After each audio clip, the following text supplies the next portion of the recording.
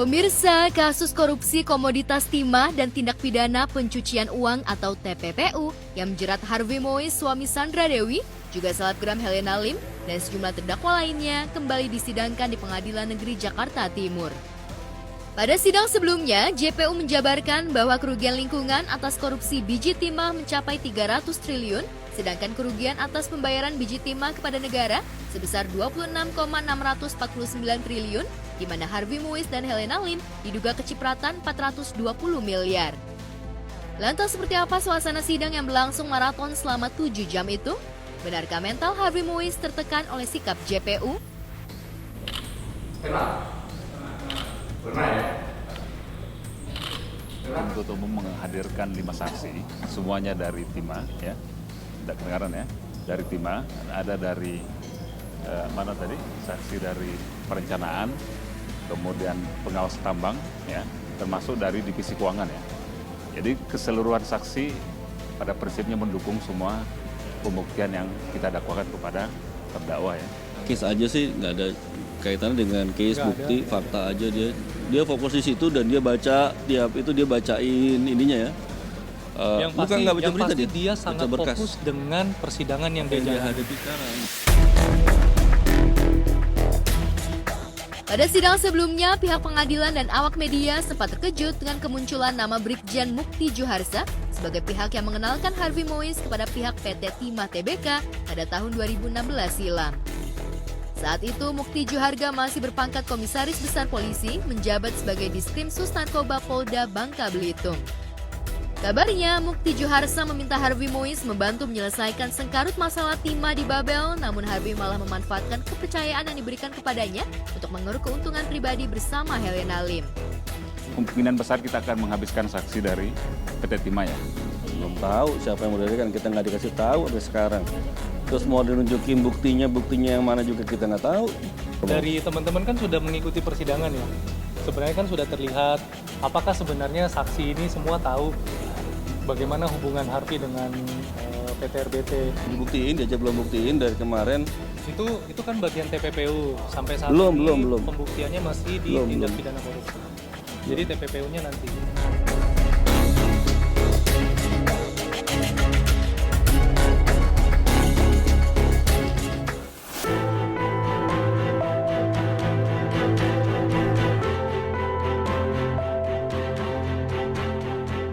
Sementara itu, kabar tak sedap datang dari ibunda Raffi Ahmad, Ami Kanita.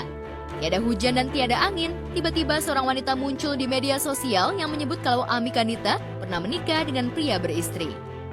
Tudingan Ami Kanita jadi pelakor pun sontak ramai dibahas di media sosial. Tudingan itu muncul dari unggahan seorang wanita bernama Hanan Sudiro di X atau Twitter yang mengaku sebagai anak dari pria yang diduga memiliki hubungan spesial dengan Ami Kanita. Kabar tersebut makin ramai dibahas usai akun @nuchoncherry mengaku jadi korban karena Ami Kanita dianggap telah merebut ayah dari ibundanya. Akun tersebut juga mengunggah bukti chat bukti dugaan perselingkuhan ibunda Raffi Ahmad.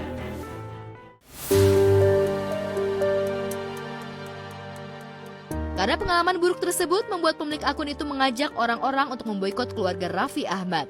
Akun tersebut juga menyebut hal memilukan itu telah merusak masa kecilnya. Another reason why you should boycott Raffi Ahmad and his family is because his mother is a pelakor. She not only ruined my family, but my childhood.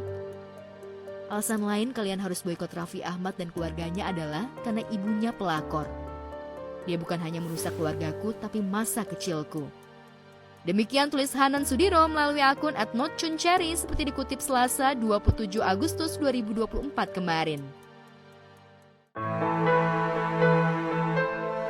Seolah tak hanya menuduh, pemilik akun tersebut juga mempersilahkan netizen untuk melihat artikel masa lalu di 2012. Gue masih inget banget secara jelas umur 8 atau 9 gitu, nemuin kartu ucapan, Happy birthday Bapak, semoga sehat selalu. AA, Nisha, Nana, kenang pemilik akun tersebut. Menurut akun @notchuncherry, Raffi dan adik-adiknya merasa telah menemukan pengganti ayah mereka yang telah tiada. Mereka menggantikan mendiang ayah mereka dengan mengambil ayahku, tuturnya. Wanita ini juga membongkar dugaan percakapan antara sang ayah dengan Ami Kanita. Dalam tangkapan layar percakapan itu, Ami diduga sempat menghubungi ayah wanita pemilik akun @nuchuncherry namun tak digubris. Diduga Ami juga sempat memprotes lantaran teleponnya dimatikan oleh ayah dari Hanan Sudiro. Jadi enggak, mana dimatiin Pak?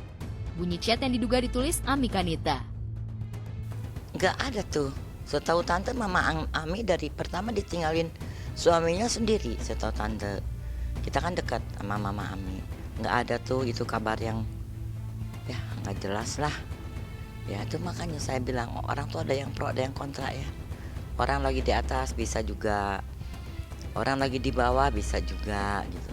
Nggak ada tuh, nggak ada sama sekali. Sih nanggapinnya udah cuek banget ya.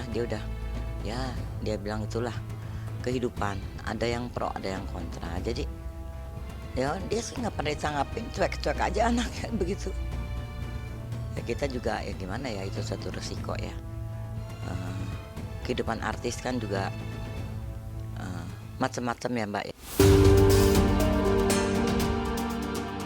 Sementara itu, sepekan sebelum berita ini muncul, Raffi Ahmad lewat akun Instagram miliknya Raffi Nagita 1717 sempat menuliskan doa memohon perlindungan kepada Allah Subhanahu wa Ta'ala untuk keluarganya.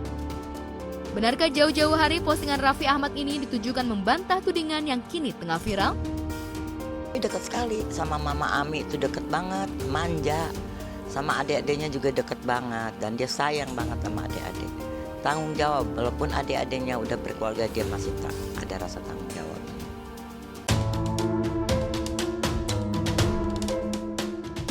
Sementara itu mengetahui hal itu lewat orang kepercayaannya, mertua Nagita Slavina itu buka suara menanggapi berita miring yang tengah viral saat ini. Lantas benarkah Ami Kanita menjadi pelakor dengan merebut suami orang? Itu mah nggak bener lah, itu mah nggak mungkin gitu ya. Saya tuh udah tahu ibu, itu mah bisa dibilang miring lah itu mah. Itu nggak pernah ngelihat sama sekali, nggak seperti itulah intinya, nggak ada kayak gituan.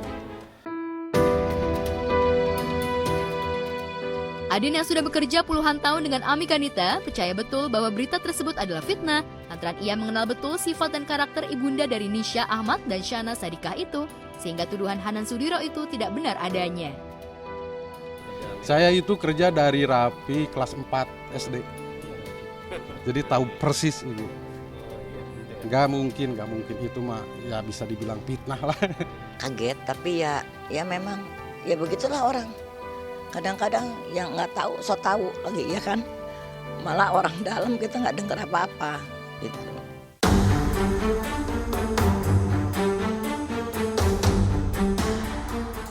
Adin mengungkapkan kalau Ami Kanita tidak akan melakukan klarifikasi atau melaporkan akun tersebut ke jalur hukum. Enggak, kita nggak pernah, karena kita tahu nggak ada ini, cerita ini tuh nggak ada gitu. Jadi kenapa mesti klarifikasi, karena memang saya kan dekat sama Ami kan. Ini orang ini mau apa, cuman sebatas itu aja, tapi untuk sampai lebih jauh untuk melaporkan itu enggak seperti itu. Entah apa maksudnya, yang pasti sosok Mama Ami kini jadi sorotan tajam di jagat maya.